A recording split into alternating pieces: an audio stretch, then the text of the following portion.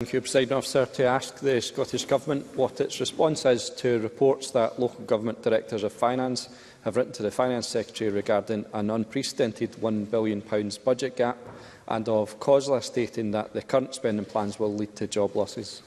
Deputy First Minister John Swinney. Presiding Officer, the autumn statement did not do enough to support devolved budgets to address the 41-year high inflationary pressures that are impacting Scotland's families, businesses and public services. I have already taken the unprecedented step of making an emergency budget statement to Parliament to reprioritise over £1.2 billion of expenditure. Whilst most portfolios were required to make savings in that exercise, ministers took a conscious decision to protect local government, and the funding available to councils actually increased. Despite that, Parliament should be under no illusion that we are facing the most challenging budget circumstances since devolution. I will set out the financial support to local government in the Scottish Government's budget next Thursday. Mark Griffin. Thank you, Presiding Officer. Thank the Cabinet Secretary for that answer. Right now, across local government, 6,000 jobs are at risk amidst a cost of living crisis. Earlier today, in my region, Falkirk Council's executive was asked to agree to sell off 131 public buildings, swimming pools, Grangemouth Stadium, sports halls, gyms, village and community halls and park buildings, all sold to fill their deficit, and with it 200 jobs. Now, given the scale of the crisis engulfing local government, does the Cabinet Secretary acknowledge the seriousness of COSLA's calls, and will he commit today to look again at the current spending plans for local government? Deputy First Minister. Presiding Officer, I do recognise the gravity of the financial challenge. I'm faced by that every day in what I'm wrestling with in the Scottish Government's budget just now, in dealing with the profound implications of inflation, public sector pay and energy costs, and these will be felt by public bodies the length and breadth of the country. I met with COSLA leaders last week, I think on Friday of last week, to hear their views on the Scottish Government's budget. My officials have followed up that discussion on Friday with supplementary discussions, and as I indicated in my earlier answer, I will set out the financial support to local government in the Scottish Government budget next week. Mark Griffin. I look forward to seeing that set out.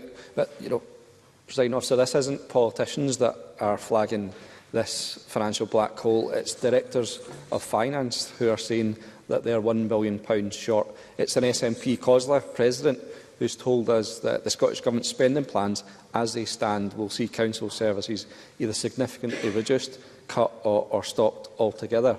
It's the COSLA SNP resources spokesperson who's talked about councils stopping the preventative spending, which will end up costing the NHS significantly more money.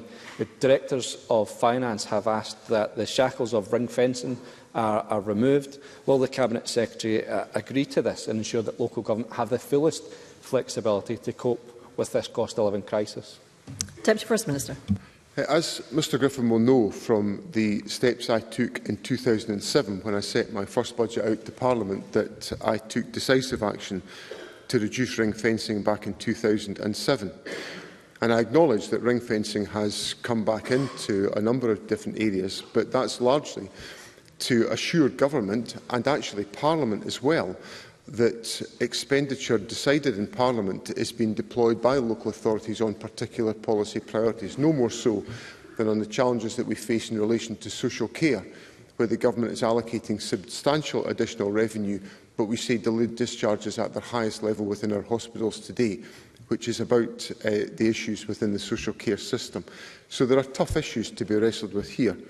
Mr Griffin cited the letter from the Directors of Finance, and one of the, in relation to the point on ring fencing, one of the other points that the Directors of Finance made to me, and this is part of the dilemma we all face, the Directors of Finance said that the Barnett consequentials from the UK Government are targeted to support the vital services that local government provide. That would mean, if I followed that, that would mean there wouldn't be any extra money given to the health service. And I don't for a minute believe that's Mr Griffin's position. And I've got to take a balanced position. So I can't do everything that's asked of me in this letter, because it would be impractical to do so. It would starve the health service of resources, and I don't think anyone in Parliament wants that to be the case. Supplementary, Miles Briggs. Thank you, Deputy Presiding Officer. The local government core settlement has seen a real terms reduction of 15.2% since 2013-14, with COSLA noting in March that increasingly directed funding and pressure on core budgets mean councils have limited flexibility. Council leaders are saying that there is nothing else to cut, and we also know now that the National Care Service is going to destabilise the planning and delivery of services within local government. So can I ask the Cabinet Secretary, is he looking at pausing the National Care Service, given all these pressures which local government are facing and the disruption it will bring? Deputy First Minister. For all the reasons that I set out in my earlier answer, my last supplementary answer to Mr Griffin, the National Care Service is an important reform to ensure that we can make progress on addressing the challenges, which I think all parties are agreed on, about the delivery of social care within Scotland. So the Government will take forward these proposals. They're the subject of consultation and dialogue. We're listening very carefully to what parliamentary committees say in relation to the National Care Service, and we'll take forward the steps the Government's already announced.